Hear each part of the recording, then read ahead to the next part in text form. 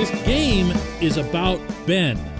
This season, now, at this somewhat sickly stage, is about Ben. Let that resonate through the building on South Water Street. Good morning to you. Good Thursday morning. I'm Dejan Kovacevic of DK Pittsburgh Sports. This is Daily Shot of Steelers. It comes your way bright and early every weekday if you're into hockey and or baseball.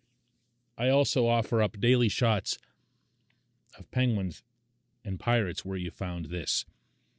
Nobody who's listening to a program with this name could possibly need for me or anyone else to start waxing eloquent, or even less than eloquent, about what Ben Roethlisberger's meant to the franchise, what he's meant to the city. He is, in my estimation, one of the top 10 athletes our city has ever known. He is at least in the discussion for the greatest Steeler of all time, although I will give that to Mean Joe Green and not give it out to someone else without a really hard fight. But I think Ben makes it into the conversation as the greatest quarterback the franchise has had. And since quarterback is the most important position, ... you can carry that out however you'd like. And I know Terry Bradshaw won 4 Super Bowls to Ben's 2. The differences between the two, even attempting to account for eras, meaning that Ben was obviously playing at a time where passing was infinitely more prevalent than it was in the 1970s, Ben ends up with almost every advantage over Bradshaw, not least of which is longevity. And here again, you have to account for eras in that Bradshaw's career was ended by an elbow injury that today, someone could have fixed and he could have kept playing. He did try to have it fixed by somebody and they ended up butchering it, but that's really getting off the track here. You know who Ben is. You know what Ben is. And now you know that there are only 2 games left, only one of which will be played at Heinz Field. And the first order of business, as it relates to this game, is external. I'm not one who has made a habit throughout my 25-plus years of covering sports in this city of telling people what to do, that they should go to this game or shouldn't go to that game or boycott this or support that or boo this guy, cheer that guy. I don't do it. But I do feel quite comfortable in a role of someone who commentates on sports around here, saying that it would be one massively deep disappointment to see empty yellow seats there next Monday night, or to see a bunch of Browns fans come down. They're going to find a way to get their tickets. They get on StubHub too in Cleveland. They have the internet, I've been told. Yeah, I know, things have really progressed there. Unlike this episode of Daily Shot of Steelers, huh? But they have no way of overpopulating Heinz Field if Steelers fans are serious about taking advantage of their own tickets instead of giving them up, and about showing up regardless of how far you live from Pittsburgh. And as I've mentioned many, many times on this show, more than half of the Steelers' season ticket base remarkably doesn't live anywhere near Western Pennsylvania, let alone Pittsburgh. A lot of them come a long ways. Well, this is the one to make it out to. People have complained, and rightly so, throughout this season about losing the Steelers' way, about the lack of culture, and a lot of other intangible criticisms that have been very much deserved, heaped upon Mike Tomlin and the players. But know and understand that part of the Steelers' way and the culture is you. And it is about how you show up for things like the Hall of Fame induction, where everyone goes, whoa, it's going to be Pittsburgh's year, and you know it's going to be a spectacular scene. And it was, even in a COVID summer. Canton was overwhelmed with black and gold. Why? Because that's how Steelers Nation rolls. Well, that needs to happen next Monday, or I will feel plenty comfortable, to use that term again, criticizing the lack thereof. Because this isn't about the team being 7-7-1 or getting mopped up in their last 4 road games or anything like that. This is about something that's a lot bigger.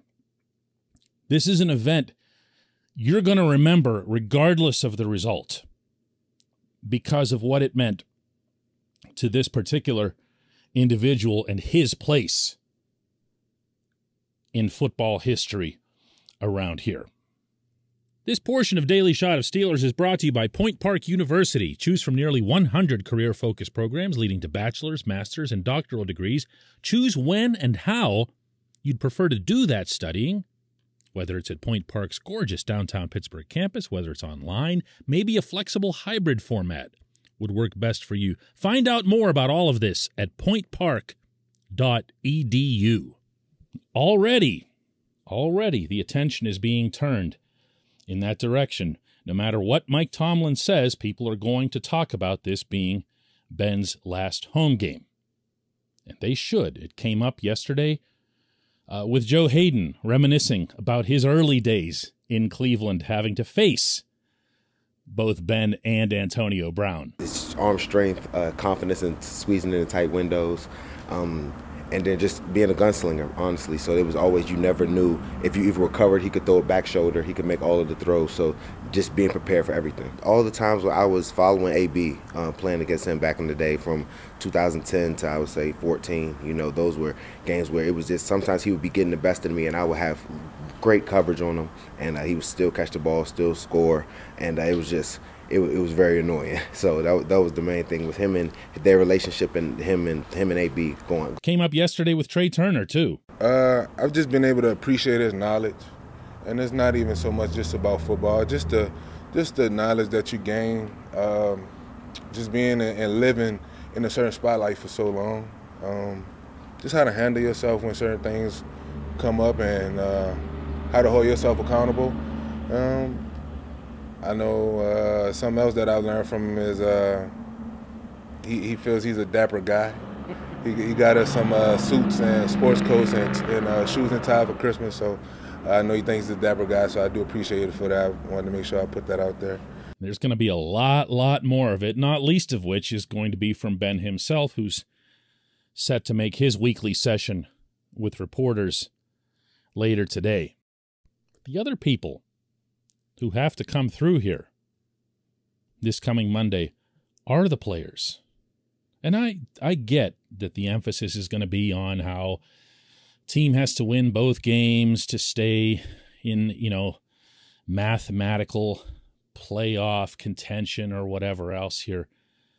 But, if I'm Tomlin, or if I'm Cam Hayward, or any of the other leaders on this team, I'm not taking that route.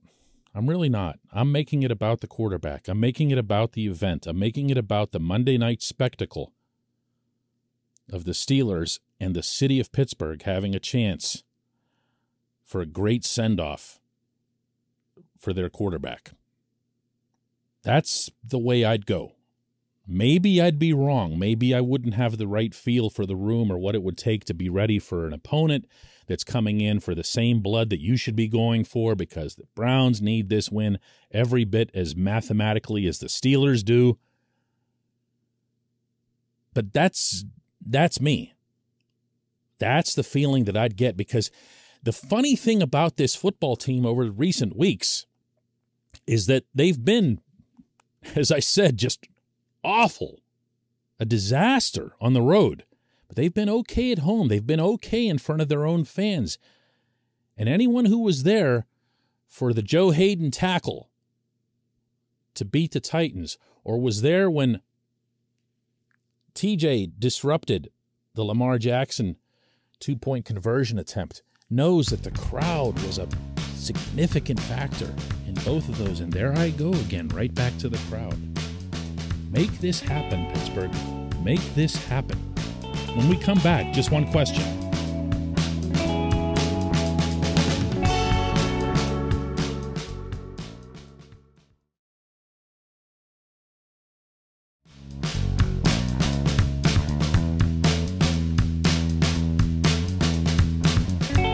Time for just one question, and today's comes from Joe, who asks, from the minute he was hired, I've been a Mike Tomlin guy. I believe Tomlin has too much power and is way too comfortable in his role.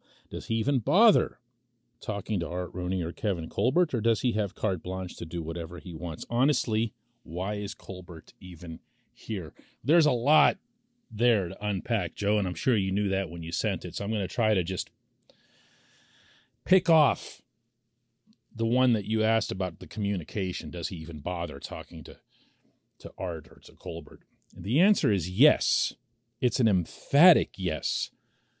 The three of them are much more of a triumvirate when it comes to significant decisions than most people will realize. I think there's a vision or a perception in place that Art sits in some ivory tower and Kevin sits in a cubicle room communicating with scouts or evaluators, and Tomlin's out there on the field, including the practice fields, doing everything. That's really not how it goes. No, you're not going to get Art involved whenever you need to replace your long snapper for a Sunday.